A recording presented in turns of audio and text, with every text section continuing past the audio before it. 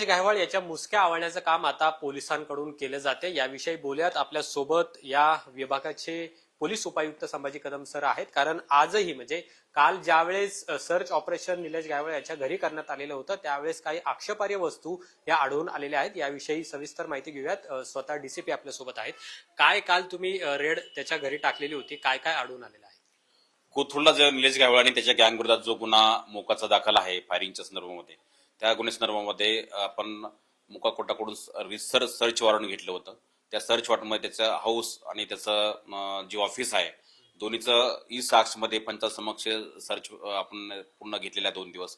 त्या सर्चमध्ये त्याच्या झडतीमध्ये आपल्याला काही डॉक्युमेंट्स मिळाले, काही आधार कार्ड मिळाले, काही पासबुक्स मिळाले, काही एंट्रीज मिळाल्या, काही डेबिट कार्ड मिळाले आणि महत्वाचे म्हणजे काही आक्षेपार्ह याच्यामध्ये सांगायचं म्हणजे जे अम्युनिशन आहे, कार्ट्रिजेस आणि लाईव्ह राऊंड जे आहेत वेपनचे ते इलिगली पोझिशन केल्याबद्दल ते सुद्धा आपल्याकडे मिळाले आणि त्या संदर्भामध्ये एक वेगळा गुन्हा कोथरूड पोलीस स्टेशन आम्ही काल दाखल केलेला आहे आणि त्याचा तपास पुढचे कोथरूड पोलीस स्टेशन करत आहे।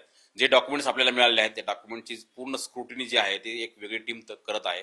हे डॉक्युमेंट्स कुठले आहेत, रजिस्ट्रेशन कुठे झालेलं आहे, देणारा व्यक्ती कोण आहे, घेणारा कोण व्यक्ती आहे, काय कन्सिडरेशन आहे किंवा त्याचे काही अमाऊंट आहे आणि ते कुठली जागा आहे, प्लॉट आहे, या संदर्भामध्ये सर्व जी स्क्रुटिनी आहे ते स्क्रुटिनी झाल्यानंतर प्रत्येक डॉक्युमेंटची आपल्याला वेगळी माहिती या ठिकाणी मिळेल। सर्च ऑपरेशन मध्ये काही सोनं, चांदी आणि रोख रक्कम आढळून आलेली आहे अशी सुद्धा माहिती।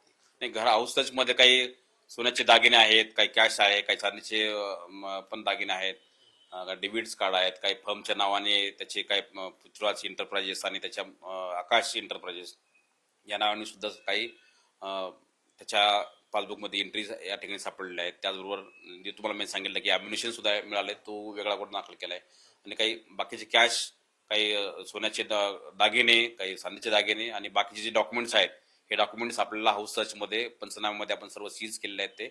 त्या सर्व डॉक्युमेंटची सध्या स्क्रुटिनी सुरू आहे। सर, जे जिवंत काडतुस आपल्याकडे आढळून आलेले आहेत म्हणजे त्याच्याकडं रिव्हॉल्वर असणार हे सुद्धा तितकंच खरं आहे। तर ते रिव्हॉल्वर वापरण्याची जी परवानगी आहे ती निलेश गायकवाडकडे होती का? कारण की तो सुद्धा आपल्या साधीतला विषय। परवानगी असण्याचा विषय नाही, एवढे सर्व गुन्हे दाखल असताना परवाना त्याला मिळू शकत नाही कारण तो परवाना आपल्याकडे तो नाहीये आणि ते इलिगल अम्युनिशन जे आहे किंवा प्रोहिबिट केलेलं, बॅन केलेलं ती त्या घरामध्ये त्याला मिळालेलं आहे। त्याच्यामध्ये ते इलिगल अम्युनिशन पजेस करणं, वापरणं किंवा दुसऱ्याला देणं हा सुद्धा एक गुन्हा आहे। सर, कोथरूड च्या हद्दीमध्ये जो गोळीबार झालेला होता त्यानंतर आपण मोक्याची कारवाई केली, तर आतापर्यंत म्हणजे आजपर्यंत निलेश गायकवाडवर या प्रकरणानंतर किती गुन्हे दाखल झाले? यानंतर हा मोका दाखल झाल्यानंतर त्याच्यामध्ये आपण जे हाऊस सर्च मध्ये एक व्हेकल जप्त केलं होतं। व्हेकल मध्ये पण त्यांनी त्याची जे स्कूटी आहे, स्कूटीला का बनावट त्याचा नंबर लावला आणि तो जो नंबर आहे, नंबर प्लेट ती एका स्कॉर्पिओची होती। त्या संदर्भात एक वेगळा गुन्हा दाखल ऑलरेडी आपण केलेला आहे। त्यानंतर काल आपल्याकडे जे अम्युनिशन सापडलेलं आहे, काही लाईव्ह राऊंड्स आणि कार्ट्रिज, या संदर्भात पुन्हा आर्म्स साईडचा वेगळा या ठिकाणी गुन्हा दाखल केला आहे। दुसरं सर, आता याच्या पुढे नेमकी कशी कारवाई केली जाणार आहे? कारण निलेश गायकवाड याचे जे काही घरं असणार आहेत, काही ऑफिसेस असणार आहेत, ती सुद्धा अनधिकृत आहे का याची सुद्धा काही चौकशी केली जाणार आहे का? तसं पत्रव्यवहार महानगरपालिकेशी आपण करतोय का?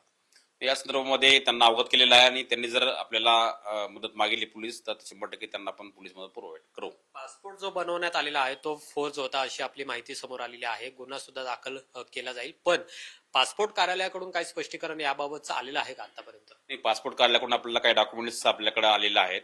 त्या संदर्भामध्ये जे अहिल्यानगरचा ऍड्रेस आहे तो त्याचा गावाकडचा ऍड्रेस आहे आणि कोथरूडचा ऍड्रेस आहे, या सर्व ऍड्रेसमध्ये काही गोष्टीमध्ये तफावत दिसून येत आहे आणि त्यानुसार काही डॉक्युमेंट्सच्या ह्याच्यावरती जे स्क्रुटिनी सध्या सुरू आहे त्याची सुद्धा आणि त्या संदर्भात सुद्धा प्रथमदर्शनी त्यांनी पासपोर्ट मिळवण्यासाठी तो बनावट ऍड्रेस अहिल्यानगरचा दिलेला आहे आणि त्या ऍड्रेसवर त्यांनी ते पासपोर्ट इश्यू करून त्याला झालेला आहे। त्या संदर्भात सुद्धा चौकशी सध्या सुरू आहे। त्या चौकशीनंतर जी कारवाई असेल ती आपल्याला कळेल। राजकीय आरोप केले जाते ज्याच्यामध्ये की निलेश गायकवाडला सुरुवातीला पोलिसांनीच अभय दिलं, राजकीय वरदहस्त आहे त्याच्यामुळे तो इथपर्यंत गेला आणि आता थेट परदेशामध्ये गेलेला आहे असं सुद्धा म्हटलं जाते। त्यातले त्याच्या गँगमधले जे काही आरोपी आहेत ते याआधी सुद्धा कोथरूड पोलीस स्टेशनमध्ये येऊन ये जा करायचे होते। जे समीर पाटील जे नाव घेतलेलं आहे एका रवींद्र धंगेकर यांनी, की जे चंद्रकांत पाटलांच्या जवळचे आहेत, पीए आहेत, त्यांच्या संगनमतानं निलेश गायकवाडची टोळी सगळी तिथं कार्यरत होती असं एक म्हटलं जाते। तर पोलिसांकडनं तसं काय तपास केला जाणार आहे? आपण जी समजा असा कुठलाही प्रकार नाही, जे रेकॉर्डचे आरोपी असतात आपल्याकडे ते सर्वांना रेकॉर्डच्या आरोपींना त्यांची हजेरी असते, आणि त्यांना रेग्युलर आपण चेक करतो. त्या चेकिंगच्या दरम्यान आपण त्यांना पोलीस स्टेशनला बोलवतो, बसवून ठेवतो, त्यांचा डॉजर भरतो किंवा त्यांच्या अजून काय ऍक्टिव्हिटीज आहेत का, त्यांचे कोण साथीदार आहे काय, ह्या सर्वांना आपण पोलीस स्टेशनला बोलवतो. हे रेग्युलर एक्सरसाइज जो आहे तो पोलीस स्टेशनचा कंटिन्यू चालू असतो. आता या सर्व आपण जे म्हणले त्याबद्दल आमच्याकडे काही माहिती नाही किंवा तो आपण जे सांगता आहात त्याच्याबद्दल हे म्हणणं आपलं चुकीचं राहील. परंतु पोलीस इंडिपेंडेंटली काय प्रत्येक गुन्ह्यामध्ये प्रत्येक आरोपीच्या संदर्भामध्ये काम करत असते आणि पोलीस स्टेशनला त्या आरोपींना रेग्युलरली चेकिंगसाठी, व्हेरिफिकेशनसाठी, हाऊस सर्चसाठी पोलीस हे रेकॉर्ड चेकिंग जे आहेत त्यांना वर्षभरामध्ये किंवा ही कंटिन्यू चालणारी प्रोसेस आहे. त्यांना जाणं, चेक करणं, त्यांचे डोजेस भरणं, त्यांचे कोण साथीदार आहे त्यांच्या ऍक्टिव्हिटीवर लक्ष ठेवणं, हे याची जी कारवाई आहे ही कंटिन्यू चालू असणारी कारवाई आहे. शेवटचा प्रश्न, आता निलेश घायवळ तर परदेशामध्ये आहे, त्याला अटक करण्यासाठी किंवा ताब्यात घेण्यासाठी कशा पद्धतीने पावलं उचलली जाणार आहेत? याआधी तुम्ही नोटीस सुद्धा काढलेली आहे, पण याच्या पुढे याच्यामध्ये जरी तो परदेशात असला तरी सुद्धा आपल्याकडे ज्या लिगल प्रोव्हिजन्स आहेत त्याच्यामध्ये आपण लुकआउट नोटीस इश्यू केलेली आहे. काही नोटीस आपण अजून रेड कॉर्नर, ब्ल्यू कॉर्नर अशा नोटीस सुद्धा आपल्याकडे त्याचा पर्याय आहे, त्या सुद्धा आपण एक्सप्लोर करू शकतो. त्याचबरोबर आपल्याकडे बाकी जे त्याचे साथीदार असतील त्याच्यासाठी आपण वेगवेगळ्या टीम्स तयार केलेल्या आहेत. त्याचे जे बाकीचे इतर सह आरोपी आहेत किंवा वॉन्टेड आरोपी आहेत त्यांना पकडण्यासाठी आणि याला सुद्धा पकडण्यासाठी आपण वेगवेगळ्या पद्धतीचा जे कायदेशीर आहेत त्या बाबीचा आपण अवलंब करत आहोत आणि लवकरच सर्व आरोपी आपल्याकडे येतील. तर त्याची जी फॅमिली आहे ती सुद्धा अजून नाहीये, म्हणजे तुम्ही सुद्धा सर्च ऑपरेशन केलेलं होतं, तर त्यांना शोधण्यासाठी सुद्धा काही पथकं तैनात आहेत? नाही, या गुन्ह्यासंदर्भात तथ्याच्या संदर्भात जेवढे काही साक्षीदार असतील, आरोपी असतील किंवा ज्यांना ही घटना माहिती आहे प्रत्यक्ष अप्रत्यक्ष त्या सर्वांना बोलण्यात येईल, सर्वांची चौकशी करण्यात येईल. म्हणजे तो कोथरूडचे असतील, अहिल्यानगरचे असतील किंवा धाराशिवचे असतील, या सर्व व्यक्तींना बोलून त्यांची सर्वांची चौकशी केली जाईल.